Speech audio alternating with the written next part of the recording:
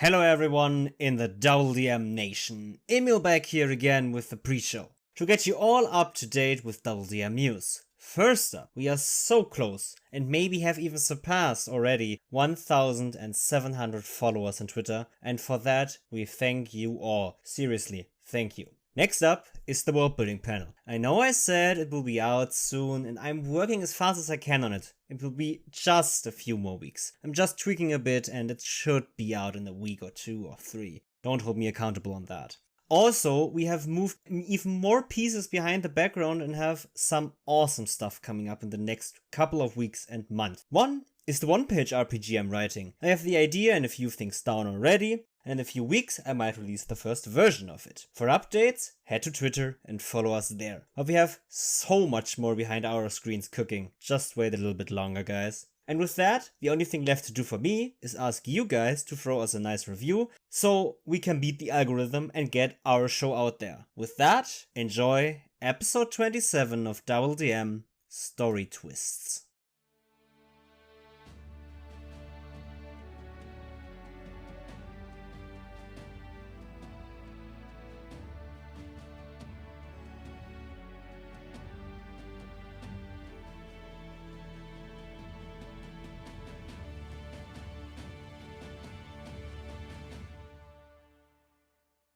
What's up, everyone, and welcome to the next episode of DoubleDM Podcast. We are on an episode 27. I have Niels with me today. How are you doing, my friend? I'm doing fine. Yeah, the face you made right now, good stuff. That's the good right? stuff. Yeah, I'm excited to record again. Yes. It's great, right? Yeah, I missed this in my vacation, actually. I would also miss myself if I... Yeah, true. Oh, man. Anywho, how are you doing? I am doing very fine, actually. I have recovered completely from my vaccine, from my first vaccination shot. That's good. Second is to be in exactly 1 month or something. Mm-hmm. Yeah, I'm good. I had some minor side effects, I would say. Yeah. Minor ones, a little bit of a stiff arm. I think the headaches I wouldn't put to the vaccine, but to the learning I did for the exam. That is now finished as of yesterday. Very nice. Congratulations on that. It went as far as I expected it to go. It was, again, I talked about this last week, about that these exams are written in a way that you need to understand in order to actually get the points you need. If like the actual what you need to do, the procedures, the calculations, all of that stuff, that's easy. Yeah. But what is hard is the big problem of how understanding what they want in which exercise from you. You needed 24 points out of 58 to succeed, which is less than 50%, which is pretty easy, I would say. I made around 40 points of those, if I would say I did everything correctly I did on the test. Mm-hmm. I am pretty confident that I will pass. I think that I have definitely 20 points out of 2 exercises I definitely did correctly because I did the checks we did in class. Mm-hmm. And the checks turned out to be correct, so... That's always good. I see no way I'm doing those wrong. And then I just need 4 points out of 20 other points I did. And I think that's something I can do. That's definitely doable. Yeah. So, except that, did anything TTRPG related happen to you? Or is there something coming up? Or there's a lot of stuff coming up. First, I want to talk about me going to the cinema today. Because I didn't tell you what movie I'm going to watch. It's Godzilla vs. Kong. Now, how is that TTRPG related, you might ask?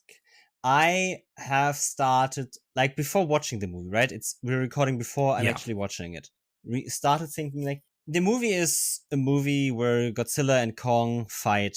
Yeah. Yeah, big whammy action, whatnot, right? Cool. But the thing is, now I thought to myself, what to be the humans among those titans fighting in a city or somewhere, right? Mm-hmm. The humans caught in the aftermath or in the actual battle, what would they do? That could be a very interesting first session. Oh, definitely. two monsters, like two dragons fighting over a city, basically destroying the city in the process, while the players are trying to find a way to survive. And because first sessions always are bonding opportunities, right? You want your players to bond in a way, to get to come together as a group. I mean, survival is a great motivator. Yeah, one of the best, I would say, or one of the most efficient, at least. Yeah, we could look into that to write something about this. That seems cool. Mm-hmm. A fun idea. It's interesting, right? It's there's a lot of talk about how to start a campaign and that you shouldn't do it in the tavern, or that you exactly should do it in the tavern, right? Yeah, all of that. But I'm like, now thinking about the things I never did, I want to do those. I love the start in the tavern, right? It's simple. It's the classic. It's a classic, and that's why it is also a cliche, and that's okay.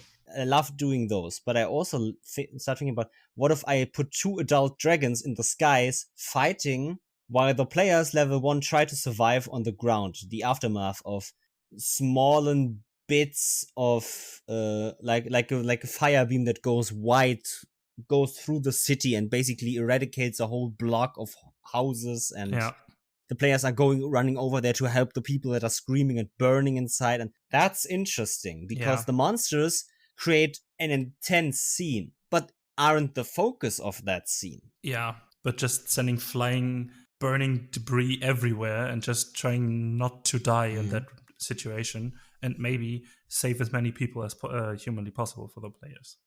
That could be interesting.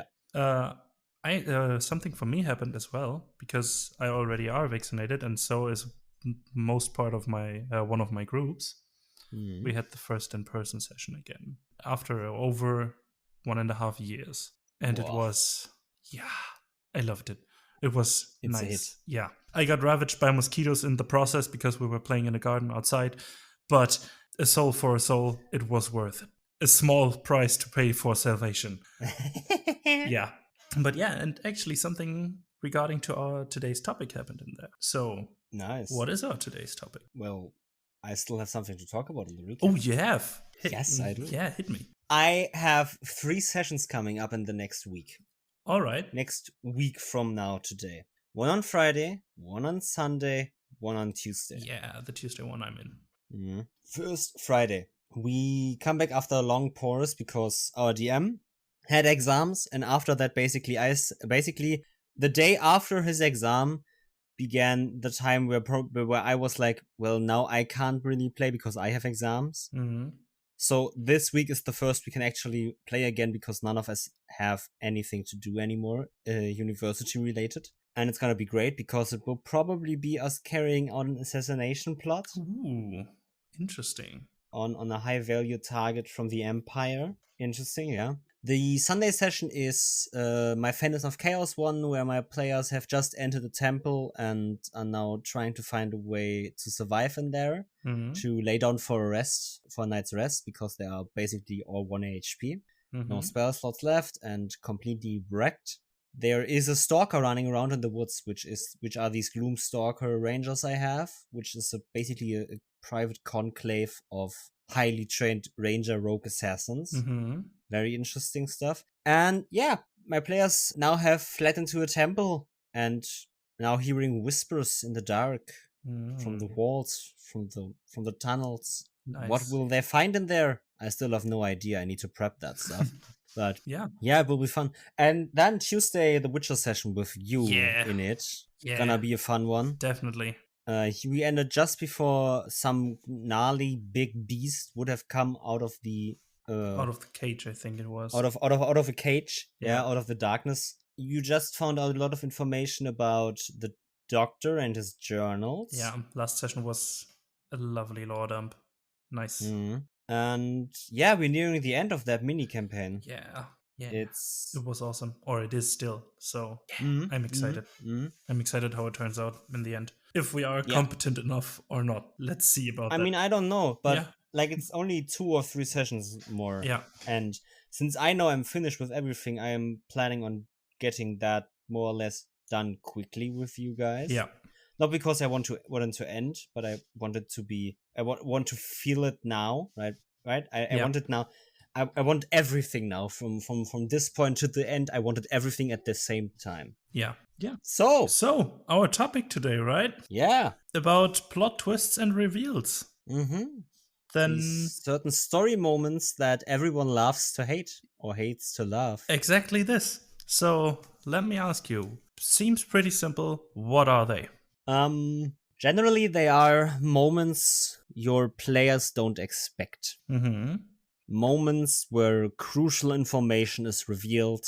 Moments where your players and their characters are shook because of new information. Something happened, like a betrayal. Anything where your players all go, Yeah, and their characters all go, yeah, just a huge gasp around the table. Yeah, basically along those lines. Anything that is the topic of today. How to create that, how to make them feel good, how they work, and all of that. Yeah. Yeah. So what should these moments actually achieve? Oh, like I said, they should shook your players to their core, right? They Yeah. should be the moments where your players go.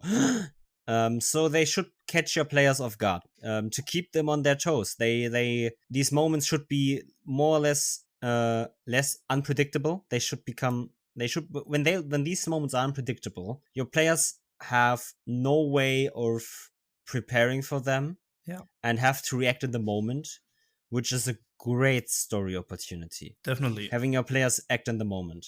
Yeah, it makes this whole story less linear and less predictable overall. Like, you can insert many plot twists, but you can't predict everything as a player. You can use your hints and figure something out, but that's what we talk about later. But overall, you can't really predict everything a plot twist is going to reveal, in most cases at least. Yeah, you can catch certain glimpses of it maybe for her, maybe as a player you have some suspicions, right? But you aren't prepared for the actual reveal to happen, because there are a lot of things at play here. Not only the information you have, but a lot of stuff more. Yeah. So in general, it just also creates intricacies for players that they can decipher and use to get information or use the information they have to their advantage. The story becomes way more 3 or 4 or 5 dimensional with that. Yeah. Creating a story that isn't linear anymore and way less predictable, where your players have to assume stuff, where your players have to decipher the information you give them. Those are all things that happen as effects of reveals, I would say. All of those reveals throw your players into a spiral of rethinking a lot of stuff they did, and that happened because with new information comes new light on things. So I want to ask you, why are they so important? Because we said, right, they are very important, and we talked about what they should achieve, but why are they important? Because mostly they create tension, and to have tension in a story makes it more engaging and stuff, all that. And it overall creates emotions for the players and the player characters, which makes it, in turn, make it more memorable at the table overall. And it creates great role-playing opportunities for your players. Yeah. With different social encounters, moral questionings, uncertainty, and stuff like that. It also creates, obviously, combat opportunities if they want to fight. Definitely. It creates a lot of certain possibilities, right? Because the moment is unpredictable, like we said already. It's an unpredictable moment, and having your players come in and basically get hit in the face with information they didn't expect is basically just saying, hey, do something now. What do you do? And then from that you can draw so many different strings together. Which path do they want to go, right? Yeah. They could go the path of, first of all, trying to find out why. Or they could go the path of, okay, let's fight, ask questions later. We need to fight now. This person betrayed us and they can't get away, for example. Yeah.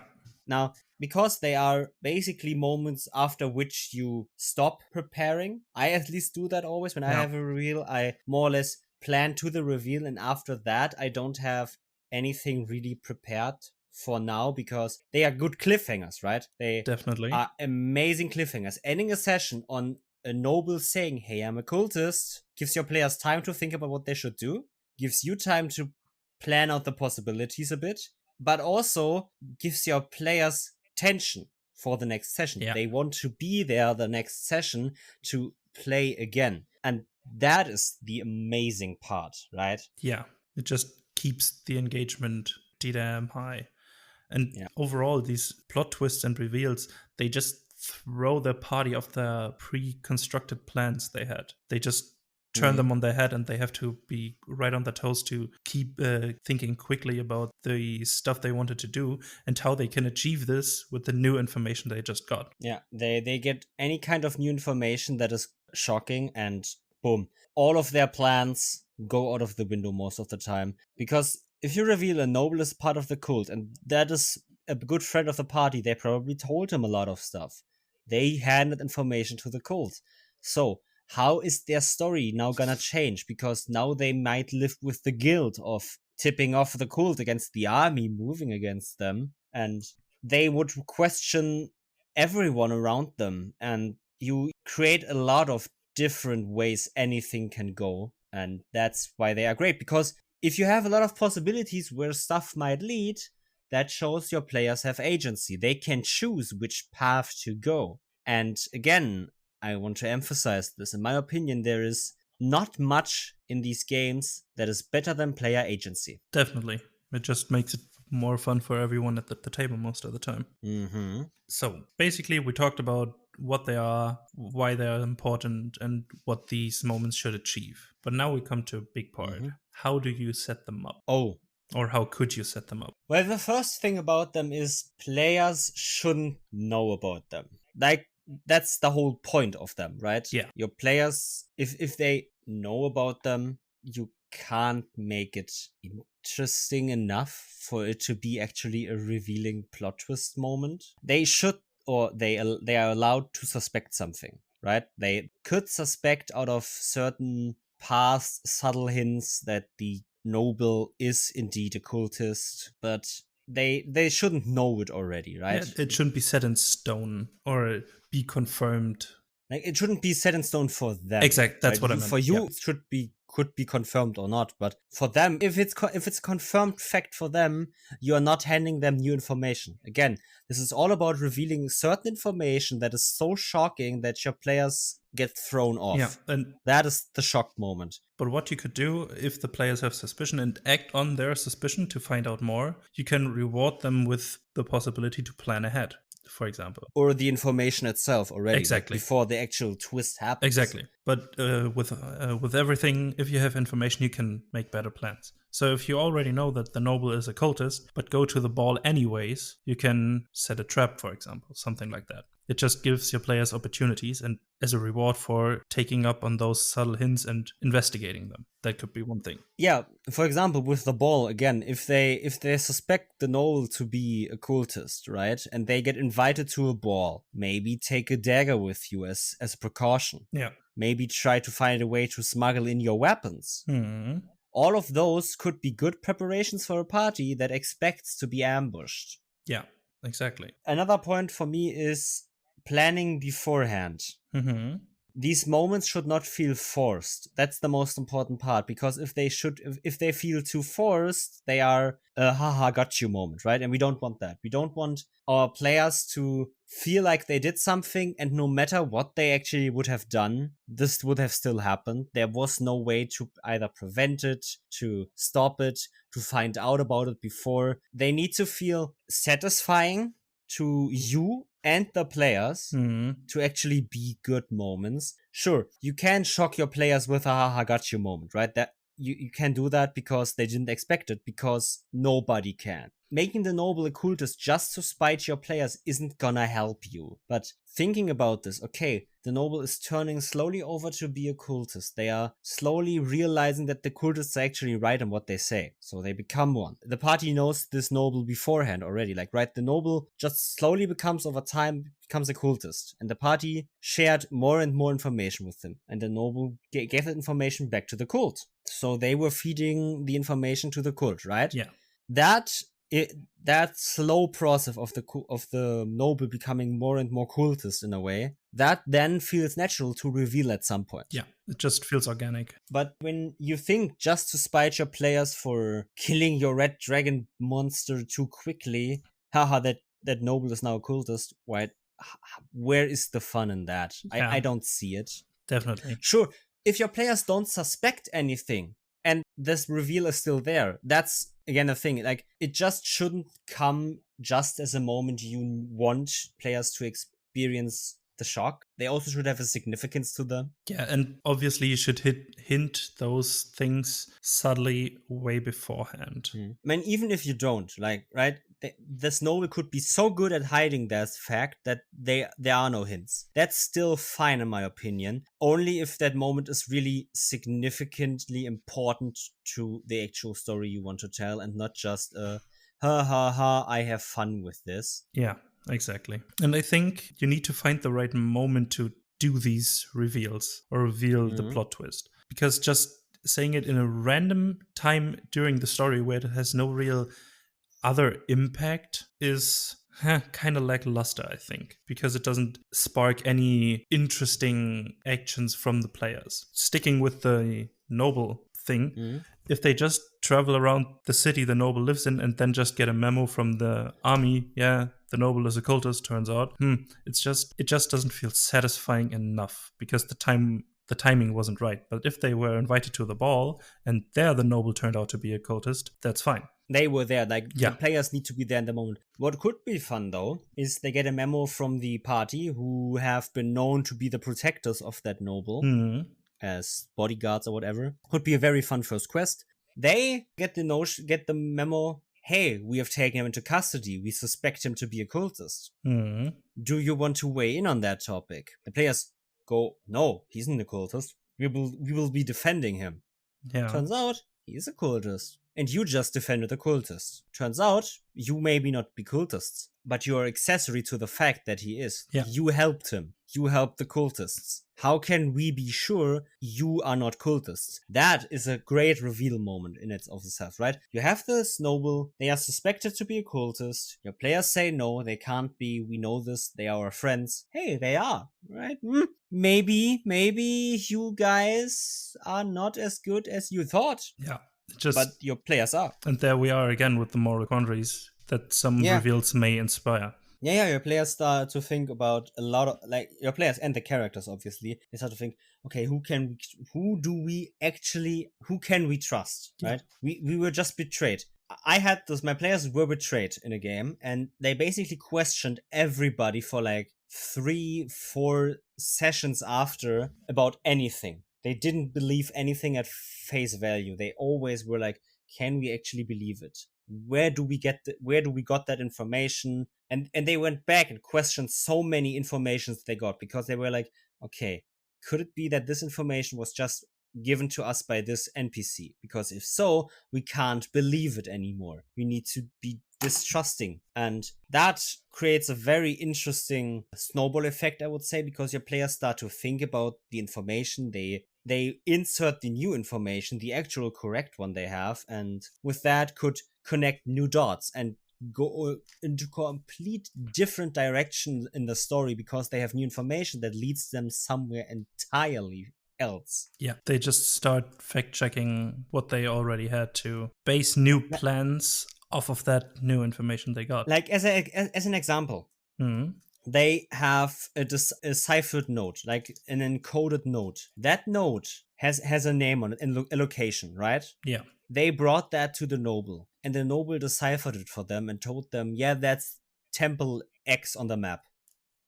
Temple X is actually a trap by the cultists. The players went there and found cultists. They thought, wow, we found cultists, that was right information. But now they think, wait, that could have been a trap. Maybe this note is still relevant, and go back trying to decipher that note. Yeah.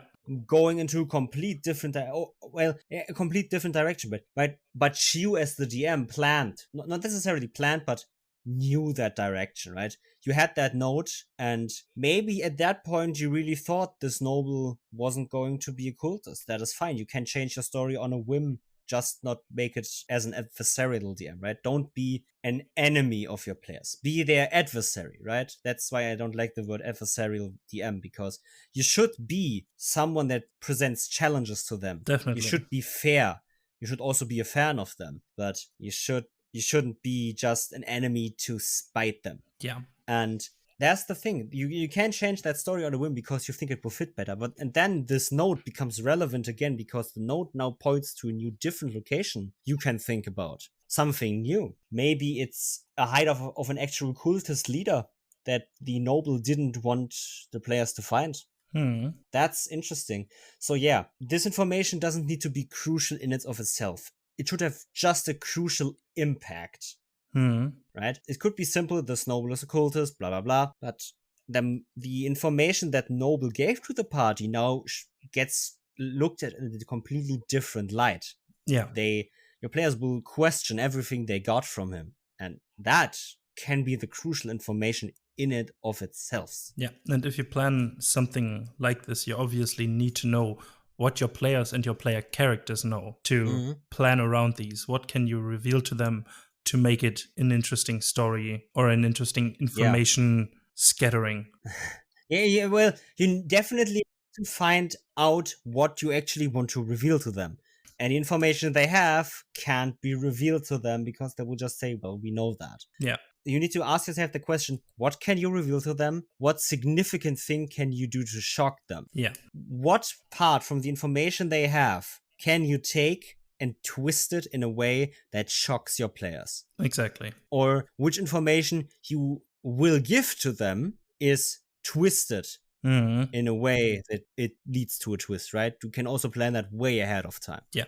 You can also do that, again, after giving them that information. Yeah, if it fits the story and feels natural, do it. Yeah, you are the DM. You have control. Still, yes, the players are the heroes of the story, and they also have control. But you also do. Don't think that you as the DM don't have. You can still control the story. Yeah. And in some moments, you also should. You create these shock moments only when you take the story into your hands, because your players won't create them for themselves. Yeah, but you don't just need to know what your players know, what you can reveal to them, but you always have to set the stage for the reveal itself. It just needs to feel right, not just what you're telling them, but where you're telling them. So you need a good location, for example, but not just the location, but a whole situation or social construct around it. Yeah, you need to create the actual situation that reveal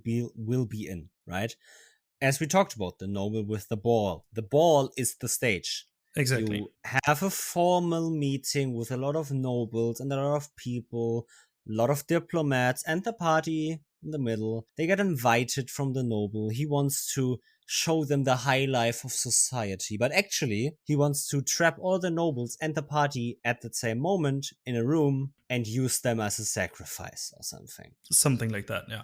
That is cool. That is a cool stage, right? Yeah, and just keep in mind what this stage means for the players as a result. If you go to such a high-class ball, you probably won't be there in full plate armor, for example, or bring your greatsword or your great axe with you. That's something you wouldn't do in general. Well, a barbarian probably would. Yeah, but barbarians are barbarians. In most cases, they would do, but yeah, I get what you mean. It's a lot of fun to think about setting the stage right, because I had this in my Tyranny of Dragons game. I made Talus the White, which is the character in the first book who runs the hunting lodge at the end of the book. I made them part of the backstory of one of the characters. They invited the party into their house. Talus in this game is a spy, not a spy, but someone that actually works against the cult in their own twisted way. She also believes in Tiamat, but she doesn't believe in bringing Tiamat to the prime material plane. Yeah, but bringing her back to her godly self. Basically preventing her entry on the material plane as of a godly contract or something. Whatever Talus believes. Yeah. And the thing is, she invited the players into her house. They didn't knew it was Talus, right? They were just asked inside by servants. The servants then told them, tomorrow night will be a formal dinner with the lady of the house. We will bring you your clothes, and if you need anything, just ask, right? Yeah. And then my players did something in the lodge, blah, blah, blah, and then went to that ball, or to that formal meeting, to that formal dinner. They were given clothes. that couldn't be weared with armor. And that was intentional by Talis. She didn't want them to come up in full plate armor. But but the thing is, Talis was smart about it. Or I was smart about it. She never said you need to wear this. She just said, this is a courtesy of the house. You can wear this. The players, the fighter, the one tank of the group said, I'm gonna wear this formal thing. I'm not gonna wear an armor to this meeting. And that basically threw the plan off, because now this player isn't equipped to actually handle a fight. Yeah. Right? And but that's a nice one.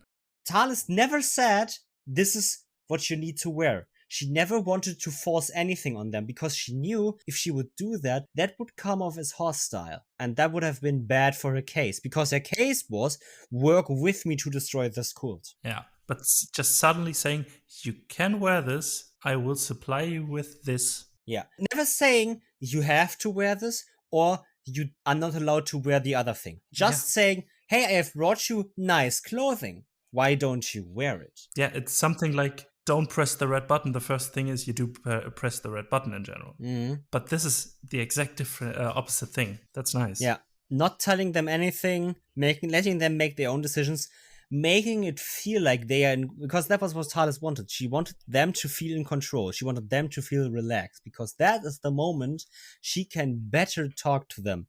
If they feel like they control the moment, even though she does, that is the moment she wanted. And that is what I created with that. My players thinking they have the choice here, and and the thing is, them showing up in some of them showed up in full gear. That is a symbol to Talis. The symbol is they are ready to fight. They are careful. Okay, like the clothing was so much in that moment, and that's setting the stage. I set the stage by giving them clothing. It's so simple, but so effective. I gave them clothing. Taking the clothing would mean we accept the hospitality of this house and come to the gathering how it is expected of us. Right? Expect in quotation marks, because no one ever said it's expected of you to wear this. Just said, hey, you could wear this. We give you this as a gift. And them showing up in full gear gave Talis the signal of, still they don't trust me, so I have to do some work. I can't just barge in with the door and tell them what I want to tell them. I need to work this case, right? Yeah. So just with clothing, that reveal I did with Talis, that she is actually an ally of the players, or that she can be an ally, had so much set up beforehand that just was so subtle. I had the stage of the hunting lodge, but I also set the stage with, what are you gonna wear? How are you gonna prepare? And that is all setting the stage, setting the moment you want to reveal something. And Talis did a great deal of that as well, right? She prepared with, her guards were still in the room. The players were still surrounded by guards. She was in her beautifully dressed, which is actually a scale mare. So she was in full armor as well. She wasn't dumb about it. But for her armor, the thing is, it also looks beautiful. Yeah. She could wear that to a formal meeting and still count as formally dressed. But the simple chainmail the fighter wears would never go for a formal dress at a gathering. So Talis was very smart about that. And that is setting the stage. Making the plan of how to set the stage correctly for your players to actually walk on it and be the fool you want them to be. Because let's be real, all these moments are a little bit about making a fool of your players. Without being too much of haha fuck you again, right? I love when something is revealed to me and I'm like, oh shit, was I dumb to not see that? Yeah, that's what I love. That's good shit. It shows that I have been paying attention. I got the hints. They just didn't have the information to connect them. Yeah, and that's one thing about reveals as a whole. The reveals aren't just the moment, they are the information that you reveal itself. Yeah. Because you can write the best moment possible, the best speech, talented, virtuous, awesome. But if the information that is revealed is garbage, to say the least, it's a trash moment. Something like this. Yeah. The information should have, like, the moment you create should not take away from that information itself. The information you have should be crucial enough to create the shock itself, and you should help that with anything around it, the moment you create around it. But the information in and of itself needs to be shocking in it of itself. Like we said, you need to set the stage, blah, blah, blah. But this all just helps emphasizing the information you want to reveal, basically. And if that's not good, like in math terms, 0.5 times 3000 is still not much. You need at least a 1 to make something big, make a big number. Exactly. Then how would you play those moments? I mean, you just elaborated on that a bit with Thales, but in general, going through the steps, or how would you play the reveal as a whole and not just the reveal moment? I'm gonna take the Thales moment as an example for this. I hinted at a lot of stuff because my players were asked to stay in their room. They are not supposed to go out of the hunting lodge. They shouldn't be snooping around in the hunting lodge. They should stay in their room. That room is for them, but they should stay in there. My players went outside. I subtly hinted at that there is something lurking in the woods, which is this 4-armed troll hunter that is in the manual in the book as well. And my players went outside. Well, sucks to be you. That hunter is gonna find you. Yeah. Yeah, well, I gave you that information. I hinted at something, that there is a hunter outside, right?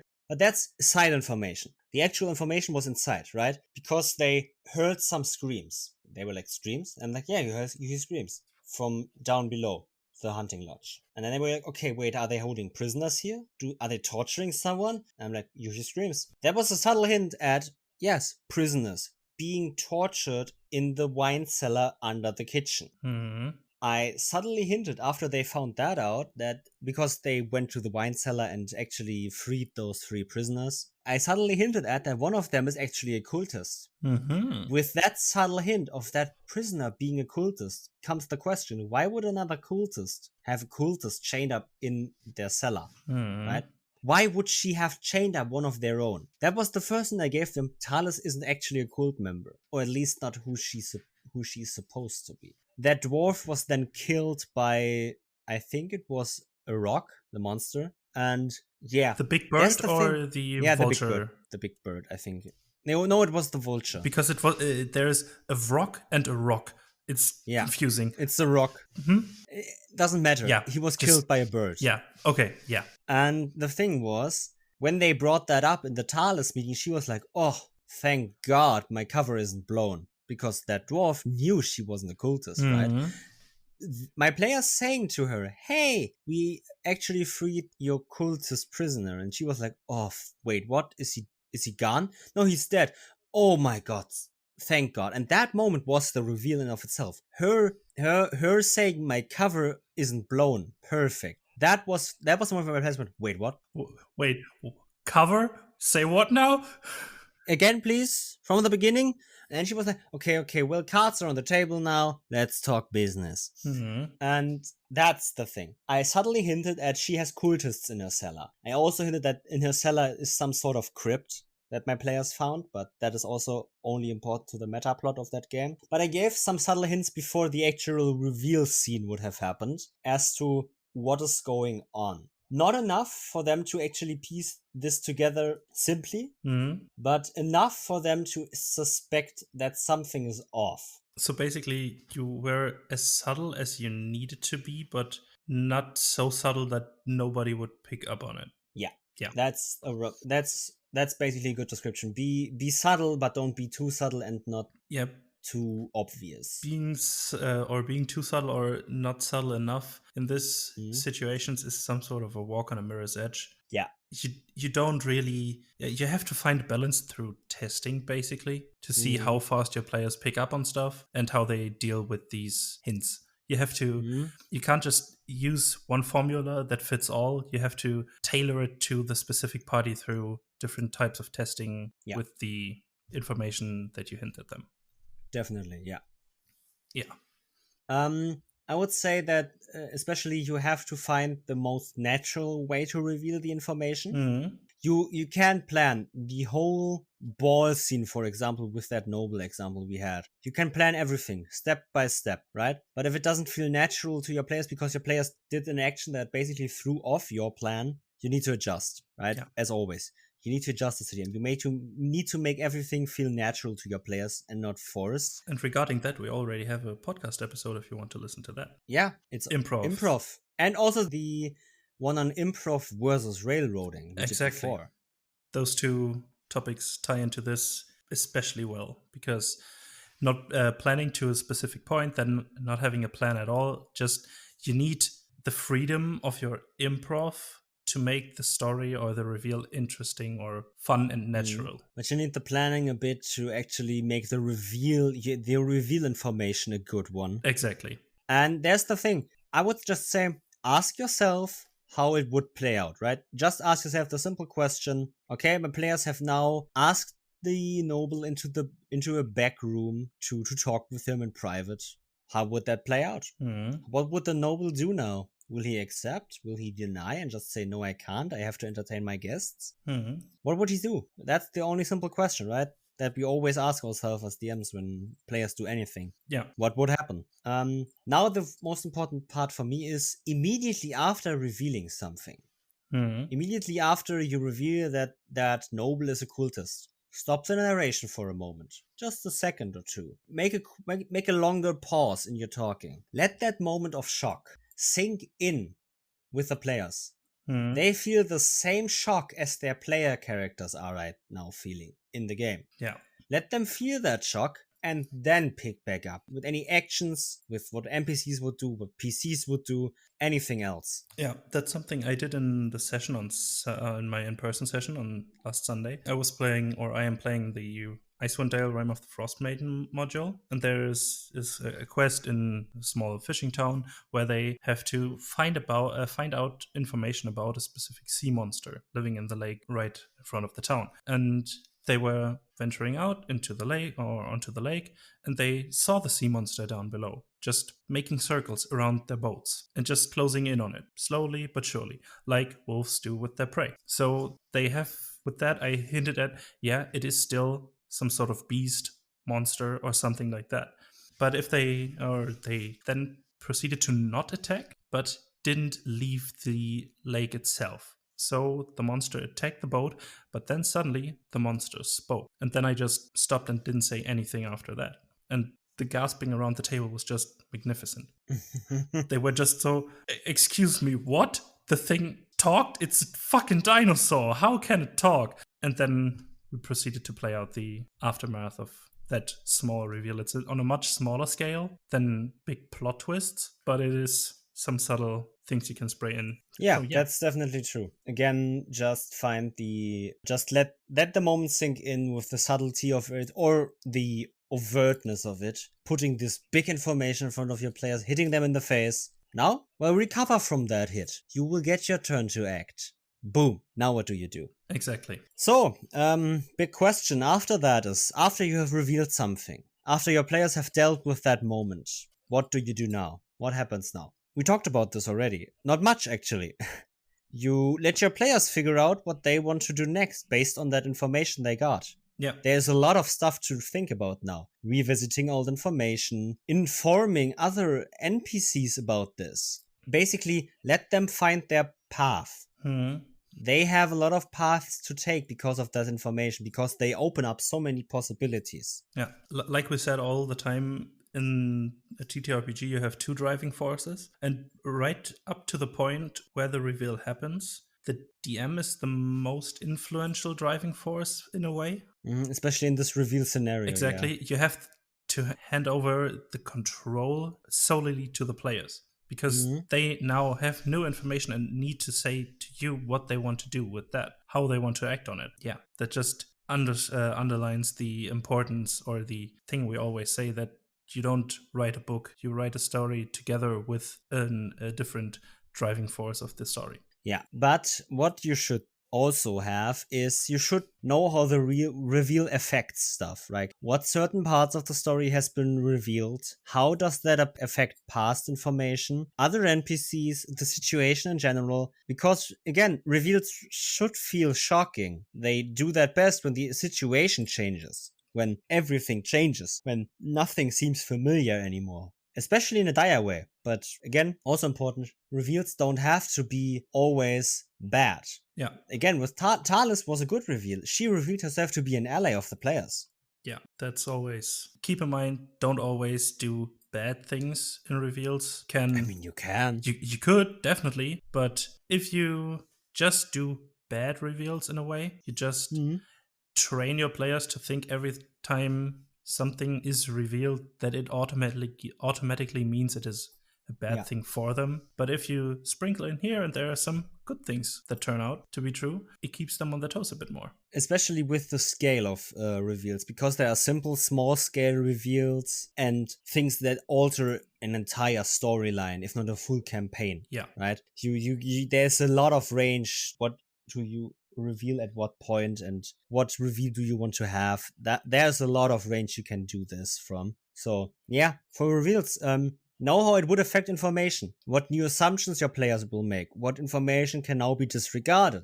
How does this one information you gave them fill in blanks in the overall plot? Yeah. And with all that, you basically have a good reveal. The reveal is the information you give your players on what scale you ever pick, what information you want to give them. It should feel shocking to them. They should feel some sort of moment. Like, there's a lot of range of what they can feel in that moment, right? Exactly. Shock, maybe anger. Relief sometimes even. All of that. And then basically work your way to make the reveal good, that the situation the reveal happens in supports the information that is revealed. Yeah. That is very important. Find a good way to reveal that information, because if you do it in a good way, it will be memorable to your players and your players will be shocked.